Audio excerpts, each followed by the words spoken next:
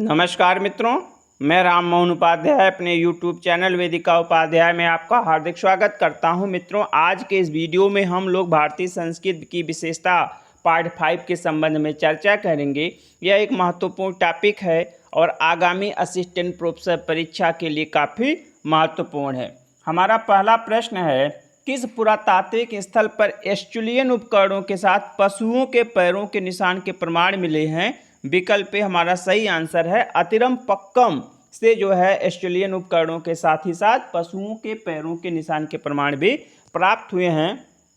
अतिरमपक्कम जो है एक प्रागैतिहासिक स्थल है और तमिलनाडु में अवस्थित है। कहाँ पे है? तमिलनाडु में अवस्थित है। और विलियम किंग ने जो है इस स्थल का उत्खनन करवाया था और यहाँ पे एस्ट्रेलियन प्रकार के उपकरण प्राप्त किए थे। बाद में जो है डी टेरा एवं पीटरसन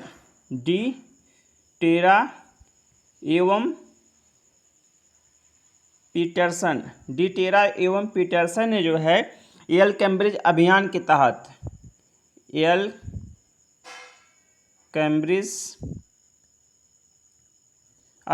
तहत जो है यहाँ का उत्खनन करवाया था। बेसिकली जो है देखा जाए तो अतिरमपक्कम जो है यह कोर्तलयार नदी घाटी में अवस्थित है। मद्रास के समीप जो है कोर्तलयार नदी घाटी में अवस्थित है और यल कैम्ब्रिज अभियान दल ने यहाँ पे जो है प्रागैतिहासिक उपकरण बहुतायत मात्रा में प्राप्त किए थे और ज़्यादातर उपकरण जो है एस्ट्रेलियन प्रकार के हैं। इसमें जो विकल्प बी है भीमबेटका, तो भीमबेटका के विषय में आप लोगों को जानकारी है कि जो प्रागैतिहासिक चित्रकला का प्राचीनतम साक्ष्य जो है भीमबेटका से प्राप्त होता है। भीमबेटका कहाँ पे है? मध्य प्रदेश के रायसेन जिले में अवस्थित है और वीएस वाकड़कर महोदय के द्वारा इसकी खोज की गई थी। डिडवाना जो है राजस्थान के नागौर जिले में है। कहाँ पे? राजस्थान के नागौर जिले में है और यह एक पूरा पाषाणिक स्थल है। यह एक पूरा पाषाणिक स्थल है और यहाँ से जो मुख्य पुरापाषाणिक साक्ष्य प्राप्त हुए हैं 16 आर और सिंगी तालाब यहाँ से प्राप्त हुए हैं। ठीक है। इसके बाद जो है होसंगी भी एक प्रागैतिहासिक स्थल है और यहाँ से झोपड़ियों के साक्ष्य प्राप्त हुए हैं। हमारा अगला प्रश्न है, सूची फर्स्ट को सूची सेकंड से सुमेलित कीजिए तथा नीचे दिए गए कूट से सही उत्तर का चयन कीजिए। तो यहाँ पे कुछ जैन तीर्थंकरों के नाम दिए हुए हैं और उनके जो लांछन है उनसे संबंधित जो चिन्ह है उससे उनका मिलान करना है। तो जैसे पहला हमारा है महावीर जो स्वामी है जैन धर्म के, जो 24वें तीर्थंकर थे। कौन थे? 24वें तीर्थंकर थे। उनसे संबंधित है सिंह जो है 4 है आपका। ठीक, आप एक सेकंड यहाँ हो जाएगा, सिंह हो गया 4। इसके बाद विकल्प बी है ऋषभदेव, तो ऋषभदेव का जो चिन्ह है वृषभ है। ठीक है, तो 4 3 हो गया। इसके बाद विकल्प सी है शांतिनाथ, तो शांतिनाथ का जो है यहाँ पे चिन्ह है हिरण। ठीक है, हिरण या मृग जो है शांतिनाथ का चिन्ह है। और विकल्प डी है विमलनाथ, तो 4 3 2 और विमलनाथ का जो है वाराह है और वह 1 पे, तो 4 3 2 1 हमारा सही आंसर होगा। तो विकल्प बी हमारा सही आंसर 4 3 2 1। मतलब महावीर स्वामी का लांछन या चिन्ह क्या है? प्रतीक चिन्ह सिंह है, ऋषभदेव का वृषभ, शांतिनाथ का मृग या हिरण और विमलनाथ का वाराह। हमारा अगला प्रश्न है, किस निम्न स्थल से रोमन कांस्य वस्तुओं की निधि मिली थी जिसमें पोसाइडन की एक लघु प्रतिमा भी थी? तो विकल्प बी सी हमारा सही आंसर है कोल्हापुर से जो है एक रोमन ताम्र निधि के साक्ष्य प्राप्त हुए थे और उसमें से पोसाइडन की एक लघु प्रतिमा भी प्राप्त हुई है। कोल्हापुर कहाँ पे है? महाराष्ट्र में अवस्थित है। जो विकल्प है अरुकामेड जो है कहाँ पे अवस्थित है? यह पुडुचेरी में अवस्थित है और यहाँ पे जो है 1945 ईस्वी में उत्खनन कार्य करवाया गया था। कब कराया गया था? 1945 में, और रोमन बस्ती के साक्ष्य प्राप्त हुए हैं। रोमन बस्ती के साक्ष्य प्रश्न पूछा जाता है तो अरिकामेडू से प्राप्त हुए। द्वीप का टुकड़ा प्राप्त हुआ, बर्तन, सुराही आदि यहाँ से प्राप्त हुए हैं। और एक प्रश्न आता है टीजीटी, पीजीटी या असिस्टेंट प्रोफेसर परीक्षा में भी पूछा गया है कि पेरिप्लस ऑफ द एरिथ्रियन सी में जो है अरिकामेडू का नाम, किस नाम से अरिकामेड का उल्लेख है, तो पेडोक के नाम से इसका उल्लेख मिलता है। पेडोक नाम से इसका उल्लेख मिलता है। ठीक है। विकल्प बी है बैग्राम। विकल्प बी है तो बैग्राम जो है एक प्रसिद्ध जो है अभिलेख है, और यह गुप्त शासक कुमार गुप्त से संबंधित है। किससे संबंधित है? गुप्त शासक कुमार गुप्त से संबंधित है, और यह पश्चिम बंगाल के बोगरा जिले में अवस्थित है। कहाँ पे है? बोगरा जिले में है। और इसमें उल्लेख मिलता है कि गोविंद स्वामी के मंदिर के निर्वाह के लिए जो है भूमदान दिया गया था कुमार गुप्त के द्वारा। ठीक है। विकल्प डी है तक्षशिला। तो तक्षशिला जो है एक प्रसिद्ध सांस्कृतिक स्थल है, सांस्कृतिक एवं शैक्षिक स्थल है, और यहाँ पे जो है विश्व का प्राचीनतम विश्वविद्यालय अवस्थित था तक्षशिला में। पाकिस्तान के रावलपिंडी में वर्तमान में अवस्थित है, और यह एक प्रसिद्ध शिक्षा स्थल था। ठीक है। तक्षशिला जो चाणक्य था वह तक्षशिला यूनिवर्सिटी का ही आचार्य था जब उसने चंद्रगुप्त मौर्य को शिक्षित किया था। और तक्षशिला की स्थापना कभी कभी पूछ ली जाती किसके द्वारा की गई थी, तो लक्ष्मण के पुत्र तक्ष के नाम पर माना जाता है तक्षशिला की स्थापना हुई है। हमारा अगला प्रश्न है, मित्रों आगे बढ़ने से पूर्व आपसे अनुरोध है आप वीडियो को देखने के पश्चात चैनल को सब्सक्राइब, वीडियो को लाइक एवं शेयर अवश्य करें। साथ ही साथ बेल आइकन को भी प्रेस करें जिसके माध्यम से आने वाले वीडियो का नोटिफिकेशन आपको समय से प्राप्त हो जाए। चौथा प्रश्न है, पुलकेशिन द्वितीय के एहोल, यहाँ पे एहोत हो गया, एहोल अभिलेख के रचयिता रविकीर्त ने अपनी तुलना निम्नलिखित में से किन लेखकों के साथ की थी? तो इसमें हमारा जो सही आंसर होगा, बाणभट्ट के साथ उसने नहीं किया है, भास के साथ नहीं किया, भारव के साथ किया है, कालिदास के साथ किया है। तो सी और डी हमारा सही आंसर होगा। उसमें जो एहोल लेख में जो है कभी कभी ये भी पूछ लिया जाता है कि एहोल लेख किससे संबंधित है, तो पुलकेशिन द्वितीय से है। इसका रचयिता कौन है? तो इसके रचयिता जो हैं, इसकी रचना किसने किया है? रवि कीर्ति के द्वारा की गई है। और रवि कीर्ति इसमें लिखता है कि जो है इस अभिलेख को लिखने के कारण जो है उसे भारव और कालिदास जैसी प्रसिद्धि प्राप्त हुई है। ठीक है। तो सी और डी हमारा सही आंसर है। तो विकल्प सी हमारा सही आंसर है। विकल्प सी। एहोल जो कर्नाटक के बीजापुर में है, एहोल अभिलेख कहाँ पे है? कर्नाटक के बीजापुर जिले में अवस्थित है। और यह अभिलेख जो कभी कभी इसकी भाषा पूछ ली जाती है तो संस्कृत भाषा में लिखित है, और लिपि अगर पूछ लिया जाए दक्षिणी ब्राह्मी लिपि है, यह प्रशस्ति के रूप में है। 632 ईस्वी के आसपास इसकी रचना हुई थी। हमारा अगला प्रश्न है, जावा स्थित बोरोबुदुर की प्राचीन कला के अंकुर किस स्तूप में पाए जाते हैं? तो विकल्प भी हमारा सही आंसर है, घंटसाल। घंटसाल स्तूप के जो साथ इसमें पाए जाते हैं, जो बोरोबुदुर की प्राचीन कला के अंकुर हैं, कहाँ पे पाए जाते हैं? घंटसाल अभिलेख में पाए जाते हैं। घंटसाल कहाँ पे है? आंध्र प्रदेश में अवस्थित है। कहाँ पे है? आंध्र प्रदेश में अवस्थित है। और हम आपको बोरोबुदुर स्तूप के विषय में बताना चाहेंगे कि जो बोरोबुदुर स्तूप है वह जावा में है। कहाँ पे? जावा में है। और उसका निर्माण जो है शैलेंद्र वंशी शासकों के द्वारा हुआ था। शैलेंद्र वंशी शासकों के द्वारा हुआ था। और 750 से लगभग 750 से 850 के मध्य जो है यह स्तूप बना था। इसमें जो है कुल 9 चबूतरे हैं। इसमें कुल 9 चबूतरे हैं। और जो सबसे ऊपरी चबूतरा है, सबसे ऊपरी चबूतरा है, उसकी जो आकृति है, ठीक है, उसके मध्य की जो आकृति है वह घंटाकृत है। ठीक है। सबसे ऊपरी जो मतलब यहाँ पे इसका कहने का मतलब ये है, जो सबसे ऊपरी चबूतरा है उसके मध्य भाग में जो है घंटाकृत के आकार का जो है स्तूप बनाया गया है। और घंटेसाल अभिलेख कहाँ पे है? आंध्र प्रदेश में है। ये सब जो कृष्णा नदी घाटी में अवस्थित हैं। विकल्प ए है अमरावती स्तूप। अमरावती स्तूप के विषय में भी प्रश्न काफ़ी बार पूछा गया है। तो अमरावती स्तूप कहाँ पे है? आंध्र प्रदेश के गुंटूर जिले में है। आंध्र प्रदेश के गुंटूर जिले में। इसे अमराराम या अमरेश्वर के नाम से भी जाना जाता है और लेखों में इसको धान्य कटक कहा गया है। काफ़ी बार जो है यह प्रश्न भी आया है। धान्य कटक का तात्पर्य है, ठीक है। तो लेखों में अमरावती स्तूप को धान्य कटक के नाम से जाना जाता है। और इसका जो महास्तूप है या महाचैत्य, उसका निर्माण जो सातवाहन काल में हुआ था। 1797 में जो है कर्नल मैकेंजी के द्वारा जो इसकी खोज की गई थी। विकल्प सी नागार्जुनी कोंडा। तो नागार्जुनी कोंडा भी आंध्र प्रदेश में कृष्णा नदी घाटी में अवस्थित है और यह इक्ष्वाकु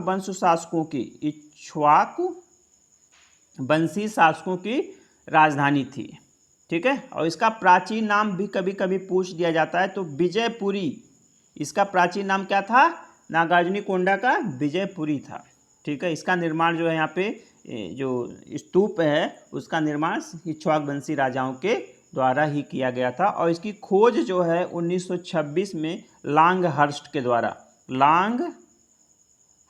द्वारा की गई थी।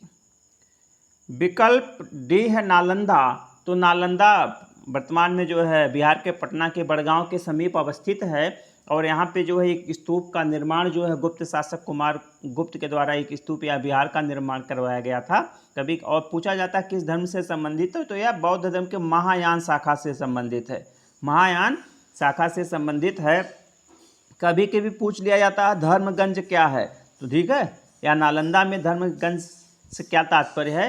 तो धर्मगंज जो है नालंदा विश्वविद्यालय का जो पुस्तकालय था उसे हम लोग धर्मगंज के नाम से जानते हैं। उसके भी 3 पार्ट थे, रत्न सागर, रत्नोदधि और रत्न रंजक, ठीक है। और जब ह्वेनसांग ने जब नालंदा की यात्रा की थी तो उस समय नालंदा विश्वविद्यालय के कुलपति थे शीलभद्र। कौन थे? शीलभद्र। यह भी प्रश्न पूछा जाता है। चंद्रपाल, गुड़मत, स्थिरमत, प्रभामित्र, ये सब जो है यहाँ के प्रमुख आचार्य थे।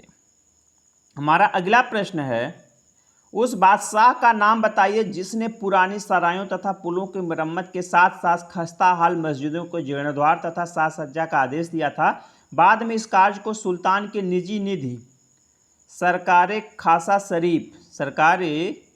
खासा शरीफ से पूरा किया गया था। तो हमारा सही आंसर क्या है? विकल्प डी, औरंगजेब। विकल्प डी, औरंगजेब ने जो है इसका प्रावधान किया था, ठीक है। औरंगजेब के पिता का क्या नाम था? शाहजहां। औरंगजेब के पिता का नाम था शाहजहां और उसका शासनकाल था 1658 से लेकर 1707 ईस्वी तक था। और शाहजहां ने उसे बहादुर, कभी कभी प्रश्न पूछ लिया जाता है, शाहजहां ने उसे बहादुर की उपाधि दी थी। और ये प्रश्न आता है किस मुगल शासक का 2 बार राज्याभिषेक हुआ था? तो शाहजहां का जो औरंगजेब का जो राज्याभिषेक हुआ था वह 2 बार हुआ था, ठीक है। एक हुआ था 21 जुलाई 1658 को और दूसरा हुआ था 1658 और 1659 में उसका हुआ था जून में, 15 जून के आसपास, 15 जून 1659 में जो है द्वितीय बार जो है उसका राज्याभिषेक हुआ था। नस्तालिक और शिकस्त पूछा जाता है प्रश्न। नस्तालिक इसमें इंडियन कल्चर में पूछा जा सकता है। नस्तालिक एवं शिकस्त लिखने में कौन सा मुगल बादशाह निपुण था? वह औरंगजेब था, ठीक है। हमारा अगला प्रश्न है, किसने कहा था सर्वव्यापी विरोध के बावजूद रॉलेट एक्ट को बनाए रखना राष्ट्र का अपमान है, राष्ट्रीय सम्मान की रक्षा के लिए इसका निरसन आवश्यक है? यह कथन है विकल्प डी, महात्मा गांधी का यह कथन है। और रॉलेट एक्ट आप लोगों को मालूम है 1919 में भारत में लागू हुआ था। सिडनी रॉलेट की अध्यक्षता में इस आयोग का गठन किया गया था और इसमें जो इसे काला कानून के नाम से भी जाना जाता है, काला कानून के नाम से भी जाना जाता है। बिना अपील, बिना दलील, बिना वकील, बिना अपील, बिना वकील, बिना दलील इसको कहा जाता है, वाला नियम कहा जाता है। इसमें है कि भारतीयों पे जो है मुकदमा चलाया जा सकता है बिना किसी आधार के, ठीक है। इसलिए भारतीयों ने इसका काफ़ी विरोध किया था और इसी के विरोध में जो है जलियांवाला बाग में लोग इकट्ठा हुए थे, उसमें 2 नेताओं की सैफुद्दीन किचलू और एक और थे, तो उनका जो है जलियांवाला बाग हत्याकांड इसी घटना के विरोध में हुआ था। हमारा अगला प्रश्न है, गांगेय कल्चर के सिक्कों पर निम्न में से किसकी आकृति प्रमुख रूप से अंकित मिलती है?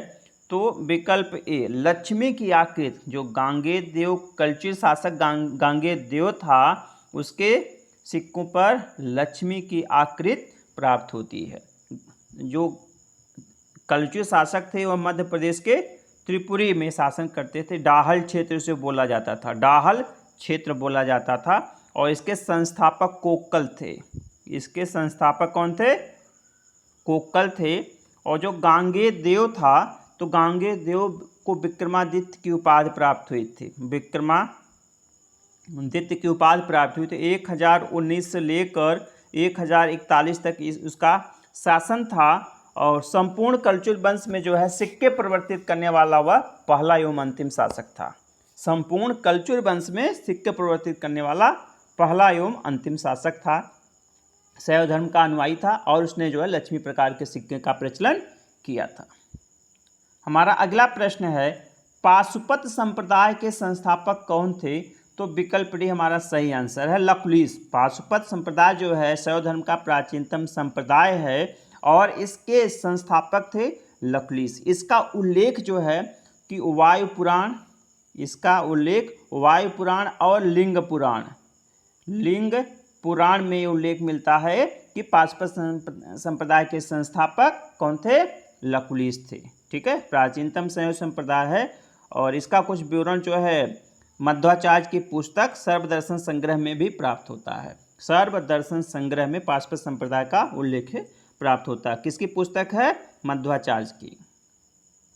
हमारा अगला प्रश्न है, नालंदा विश्वविद्यालय मूलतः था? तो नालंदा विश्वविद्यालय जो है विकल्प सी बौद्ध विहार था। अभी मैंने ऊपर आपको बताया है कि नालंदा विश्वविद्यालय की जो स्थापना हुई थी, जब कुमारगुप्त ने इसकी स्थापना कराई थी, तो वह एक विहार के रूप में इसे स्थापित करवाया था। कुमारगुप्त ने एक विहार के रूप में स्थापित करवाया था। बाद में उसके जो है गुप्त वंश के अन्य शासकों ने जो है अन्य विहारों का निर्माण कराया। तो प्रारंभ मूलतः क्या था? एक बौद्ध विहार था, जिसकी स्थापना कुमारगुप्त शासक कुमारगुप्त के द्वारा की गई थी। बुद्धगुप्त, पुरगुप्त, नरसिंह, बालादित्य, इन लोगों का जो है नालंदा विश्वविद्यालय की स्थापना में काफ़ी योगदान है। हमारा अगला प्रश्न है, महापाषाणकालीन संस्कृत की मुख्य विशेषता है? तो हमारा सही आंसर है विकल्प ए बृहद प्रस्तर समाधान। बृहद प्रस्तर समाधान, इसको जो है महापाषाणिक संस्कृत के नाम से या मेगालिथ के नाम से जाना जाता है। दक्षिण भारत में जो है नवपाषाण काल के बाद जो है महापाषाणिक संस्कृत का उदय हुआ था। ठीक है, यह दक्षिण भारत से संबंधित है। तो जो महापाषाणिक संस्कृत के लोग होते थे, वो मृतकों के अवशेषों को सुरक्षित रखने के लिए बड़े बड़े पत्थरों का प्रयोग करते थे। ठीक है, तो उस और अपने जो उसके अवशेष होते थे बड़े बड़े पत्थरों से उसे ढक देते थे। तो उसी को जो है बृहद पाषाण या मेगालिथ के नाम से जाना जाता है। इंग्लिश को मेगालिथ काफ़ी इंपॉर्टेंट है, मेगालिथ के नाम से जाना जाता है। ब्रह्मगिर, मास्की, चिंगलपुत्तु, पुदुकुट्टई आदि स्थलों पर जो है इस प्रकार की संस्कृत प्राप्त हुई है। हमारा अगला प्रश्न है, निम्नलिखित में से किसने सोने के सिक्के प्रचलित किए? तो विकल्प भी हमारा सही आंसर है, बिम कटफिसस। बिम कटफिसस ने जो है सोने के सिक्के प्रचलित किए थे। मैं आपको यहाँ पे बता देता हूँ कि जो कुषाण वंश की स्थापना हुई थी वह कुजुल कटफिसस के द्वारा हुई थी, और कुजुल कटफिसस ने केवल तांबे के सिक्के चलाए थे, केवल तांबे के सिक्के चलाए थे। बाद में जो है कुजुल कटफिसस के पुत्र बिम कटफिसस ने जब राजा हुआ, तो उसने जो है तांबे के साथ साथ सोने के भी सिक्के चलाए थे। एक चीज़ यहाँ पे और आपको बताना चाहूँगा कि कुषाण वंशी शासकों ने जो है चांदी का कोई भी सिक्का नहीं चलाया था। चांदी का कोई भी सिक्का नहीं प्रचलित किया गया था। और बिम कटफिसस को जो है कुषाण वंश का वास्तविक संस्थापक कहा जाता है। कुषाण वंश का वास्तविक संस्थापक कहा जाता है। और इसके जो सिक्के हैं उस पर शिव की आकृति है, नंदी, बैल, त्रिशूल जो है उसका भी अंकन प्राप्त होता है। ठीक, कनिष्क जो है शक संवत का प्रवर्तक कनिष्क को माना जाता है और इसके समय में चतुर्थ बौद्ध संगीत का आयोजन किया गया था। और कुजुल कटफिसर जो है इस वंश का जो है संस्थापक था, कुषाण वंश का। अतिरम पक्कम स्थित है, अभी मैंने आपको ऊपर बताया है, तो अतिरम पक्कम जो है विकल्प सी तमिलनाडु में अवस्थित है और इसकी खोज जो है पहले विलियम किंग के द्वारा की गई थी, बाद में यहाँ पे एल कैम्ब्रिज अभियान के द्वारा उत्खनन कार्य करवाया गया था। हमारा अगला प्रश्न है, निम्नलिखित में से सारनाथ किसके लिए प्रसिद्ध है? तो विकल्प सी हमारा सही आंसर है, बुद्ध का प्रथम उपदेश। सारनाथ बुद्ध जो है बोधगया में ज्ञान प्राप्त करने के पश्चात सब आए सारनाथ, और सारनाथ में ही उन्होंने अपना पहला उपदेश दिया था, जिसको हम लोग क्या कहते हैं? धर्मचक्र परिवर्तन, धर्मचक्र परिवर्तन के नाम से जानते हैं। हमारा अगला प्रश्न है, अशोक द्वारा प्राचीनतम शैल गुफाएं निर्मित की गई हैं। अशोक द्वारा प्राचीनतम शैल गुफाएं निर्मित की गई हैं, तो हमारा सही आंसर है विकल्प सी बराबर गुफा। अशोक द्वारा जो है प्राचीनतम शैल गुफाएं कहाँ पे निर्मित की गई हैं? बराबर गुफा में निर्मित की गई हैं। हमारा अगला प्रश्न है, होयलेश्वर मंदिर स्थित है। होयलेश्वर मंदिर कहाँ पे वर्तमान में अवस्थित है? हलेबीड नामक स्थान पे जो है अवस्थित है। भगवान शिव को समर्पित यह मंदिर है और इसका निर्माण जो है होयलेश्वर वंशी शासकों के द्वारा करवाया गया था। हमारा अगला प्रश्न है, खजुराहो के मंदिरों का निर्माण कराया गया था, तो विकल्प सी हमारा सही आंसर है। खजुराहो के जो मंदिर है उनका निर्माण चंदेल वंशी शासकों के द्वारा करवाया गया था। मध्य प्रदेश के छतरपुर नामक स्थान पर जो है खजुराहो के मंदिरों के साक्ष्य प्राप्त होते हैं। हमारा अगला प्रश्न है, निम्न में से किस अभिलेख में यह कहा गया है कि अशोक ने अपने राज्याभिषेक के 20वें वर्ष में लुम्बिनी की यात्रा की थी? तो विकल्प भी हमारा सही आंसर है, रुम्मनदेही स्तंभलेख। रुम्मनदेही स्तंभलेख में जो है यह बताया गया है कि अपने राज्याभिषेक के 20वें वर्ष लुम्बिनी की यात्रा अशोक के द्वारा की गई थी। और लुम्बिनी कहाँ पे अवस्थित है? नेपाल की तराई में अवस्थित है। तो अशोक ने जो है रुम्मनदेही में क्या किया था? बलि आप लोगों को मालूम होगा, जो धार्मिक कर होता था, तो ठीक है, जो धार्मिक कर होता था उसे माफ़ किया या माफ़ कर दिया था, और जो भूमि कर था उसे घटाकर 1/8 कर दिया। भूमि कर को घटाकर 1/8 कर। कभी कभी प्रश्न पूछ लिया जाता है कि अशोक के किस अभिलेख को आर्थिक अभिलेख के नाम से जाना जाता है? आर्थिक अभिलेख, ठीक है, तो रुम्मनदेही अभिलेख को ही आर्थिक अभिलेख के नाम से जाना जाता है। और अशोक का सबसे छोटा अभिलेख है, अगर पूछ लिया जाए अशोक का सबसे छोटा अभिलेख कौन सा है, तो रुम्मनदेही स्तंभलेख ही है। और एक चीज़ और आपको यहाँ पर बताना चाहूँगा कि अशोक ने जो है प्रश्न पूछ लिया जाता है कि अपने 10वें वर्ष कहाँ की यात्रा की थी? किस बौद्ध स्थल की? तो गया की, फिर बोधगया की स्थापना जो है यात्रा की थी 10वें वर्ष। 12वें वर्ष जो है निगाली सागर की यात्रा किया था, ठीक है, या निगली सागर इसको कहते हैं। और वहाँ पे उसने जो है कनकमुन के स्तूप के संवर्धन का कार्य कराया था। निगाली सागर स्तंभ लेख के माध्यम से इसकी सूचना प्राप्त होती है। हमारा अगला प्रश्न है, अपने संबोध के पूर्व सिद्धार्थ गौतम ज्ञान की लालसा में किन आचार्य के पास गए थे? तो हमारा सही आंसर है आलार कालाम। तो आलार कालाम के पास गए थे। उद्वालक रामपुत्र उनके पास भी गए थे। तो विकल्प ए एवं बी दोनों हमारा सही आंसर है, ए एवं बी, ठीक है। आलार कलाम जो है सांख्य दर्शन का आचार्य था और वैशाली में महात्मा बुद्ध से इसकी भेंट हुई थी, ठीक है। और उद्वालक रामपुत्र। हमारा अगला प्रश्न है, श्वेतांबर परंपरा के अनुसार निम्नलिखित में से कौन एक महिला तीर्थंकर थी? हम लोगों को मालूम है कि जैन धर्म में तीर्थंकरों की संख्या कितनी है? 24 है। तो उसमें पूछा जा रहा है श्वेतांबर परंपरा को इसको जो है महिला मानती है, कि तीर्थंकर को महिला मानती है। तो विकल्प भी हमारा सही आंसर है। मल्लिनाथ जो है 19वें तीर्थंकर थे और जो है श्वेतांबर परंपरा में उन्हें स्त्री माना गया है और उनका प्रतीक चिन्ह या लांछन क्या था?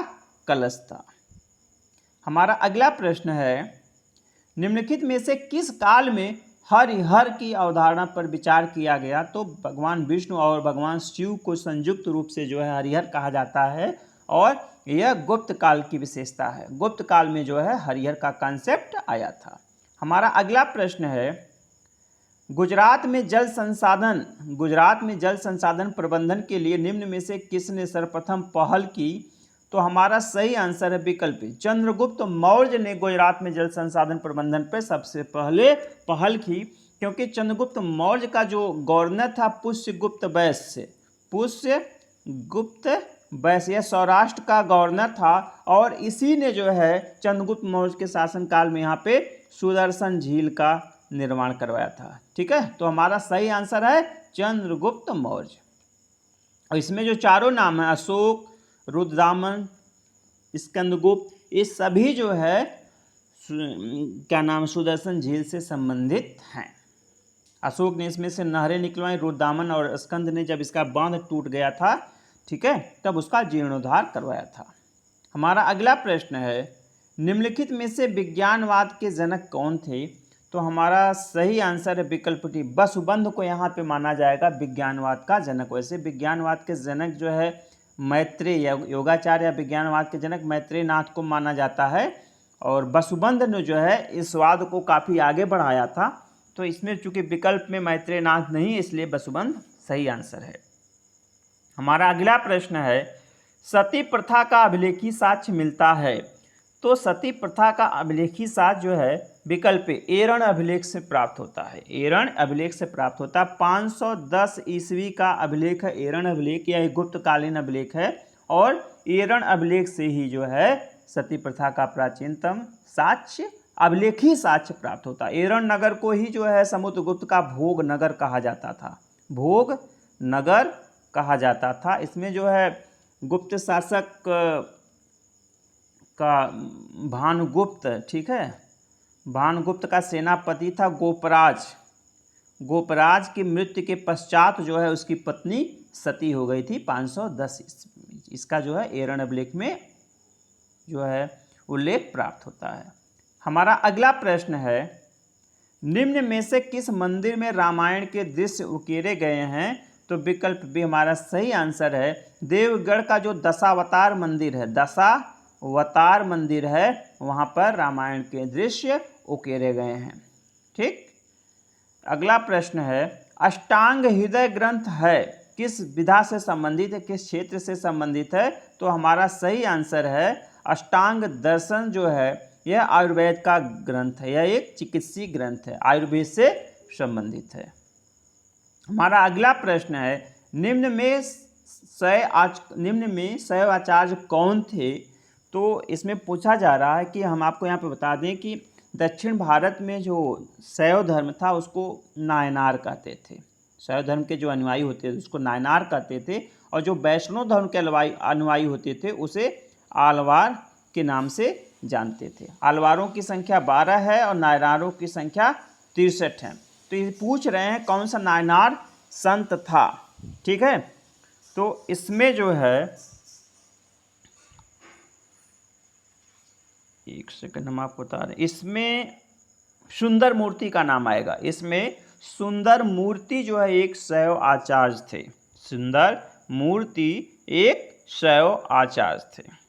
ठीक, इसमें जो है कुछ महत्वपूर्ण लोगों का नाम मैं आपको बताता हूँ। संबंदर का नाम आता है, संबंदर लिखने पे थोड़ा ज़्यादा समय लग जाएगा। संबंदर का नाम आता है, अप्पर का नाम आता है। अप्पर के विषय में इसके पहले वाली वीडियो में मैंने बताया था कि इन्होंने जो है पल्लव शासक महेंद्र वर्मन को जो है जैन धर्म से शैव धर्म में दीक्षित किया था। ठीक है, नम यांडान नम का नाम आता है, सुंदर मूर्ति का नाम आता है, मणिकवाचकार का नाम आता है, एक अक्का देवी थी जो महिला नायनार के नाम से जानी जाती हैं, मुनिराय का नाम आता है, नंदन का नाम आता है। ये सब जो महत्वपूर्ण शैव आचार्य थे, नायनार संत थे और शेष जो है इसमें आलवार संत हैं।